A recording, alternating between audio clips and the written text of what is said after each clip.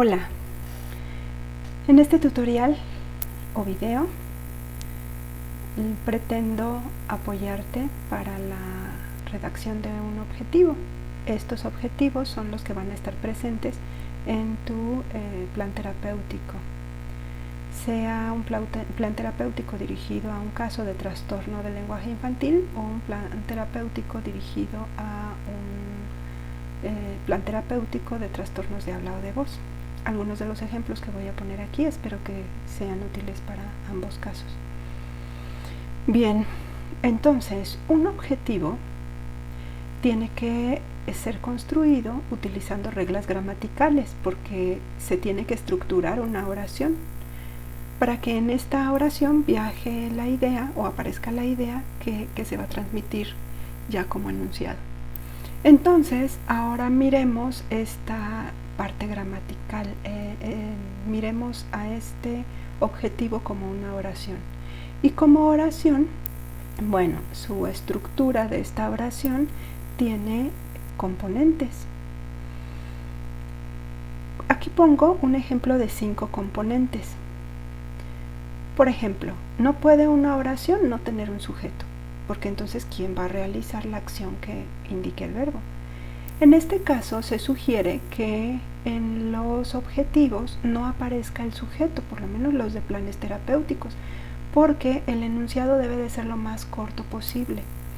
La idea tiene que ser muy rápida de transmitir en un enunciado corto, que se entienda rápido, que se interprete con facilidad. Entonces se sugiere que el sujeto sea tácito.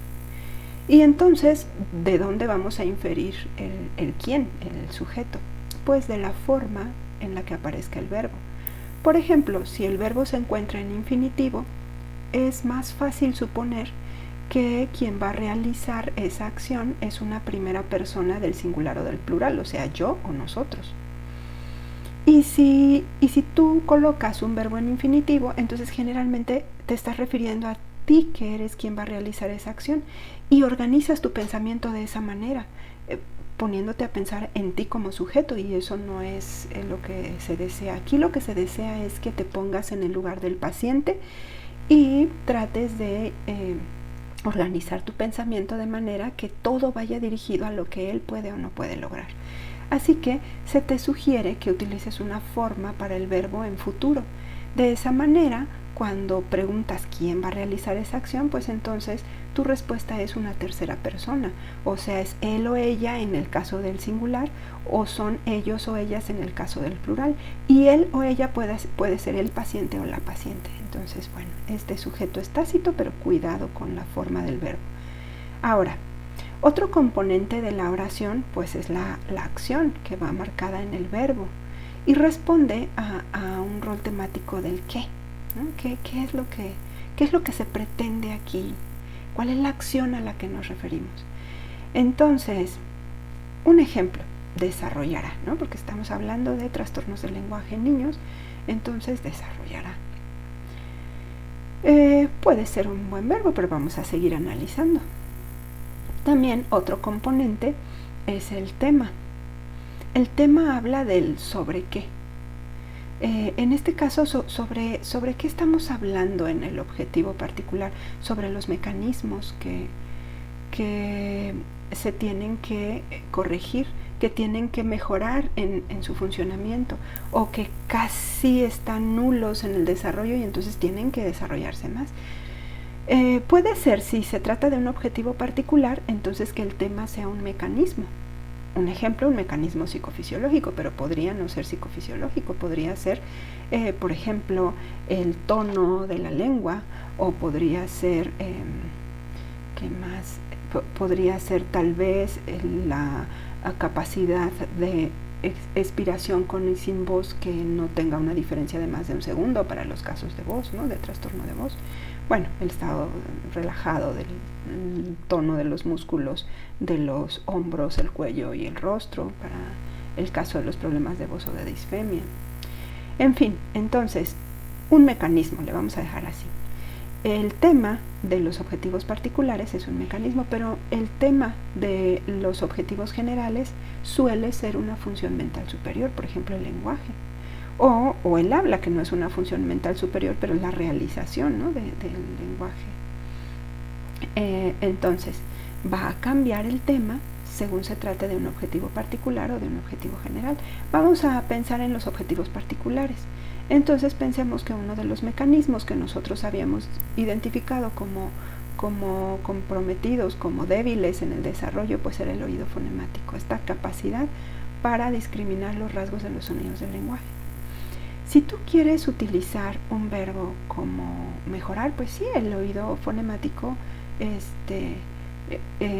esta acción que va a desarrollar el paciente de mejorar su oído fonemático, pues es posible, o de desarrollar su oído fonemático es posible, pero de aumentar su oído fonemático, el verbo aumentar, la connotación semántica de este verbo, por ejemplo, la memoria podría aumentarse porque tiene un volumen, pero el oído fonemático es mejor desarrollar, ¿no?, mejorar.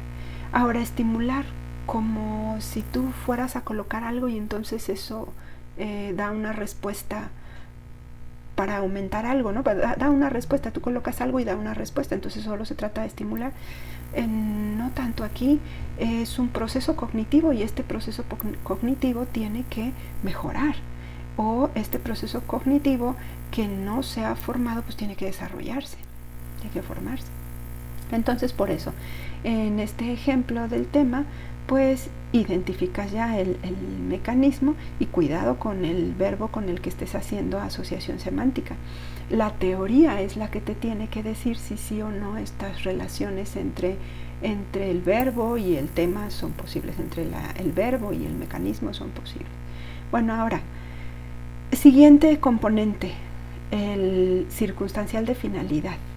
Es posible que tú pongas un ¿para qué? Este ¿para qué? Va a ser el síntoma que deseas que sea superado.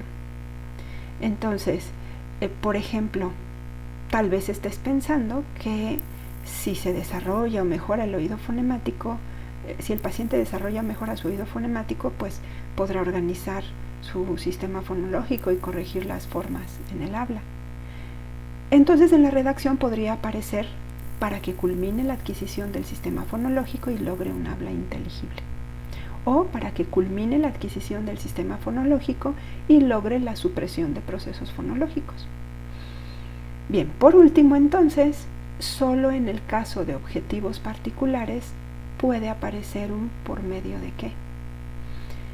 Este componente de la oración se refiere a un complemento agente, casi siempre va a aparecer en el predicado. No es el sujeto de la acción, no es el agente de la acción,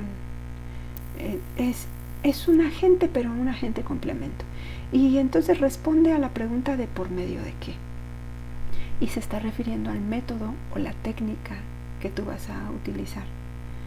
Por ejemplo, si seguimos hablando del oído fonemático, que ya quedamos es la capacidad para discriminar los rasgos de los sonidos del lenguaje, entonces, si este oído fonemático tiene muchas carencias en el desarrollo, casi no discrimina nada, no solo los pares mínimos, sino le cuesta trabajo discriminar, aunque no sea tan cercana, los rasgos de los sonidos del lenguaje que se pide que contraste o que discrimine, pues a lo mejor el método o la técnica será un entrenamiento auditivo que hace este rodeo, ¿no? A través de los sonidos musicales va ayudando a la persona a que entienda y logre habilidades para contrastar rasgos que son cercanos, etcétera, y finalmente termine con sonidos del lenguaje. O qué tal que se trate de un caso en donde solamente no se discriminan los rasgos entre oclusivos y fricativos de los velares y palatales. Los rasgos sean oclusivos, fricativos, africados, pero está en los velares y palatales el problema.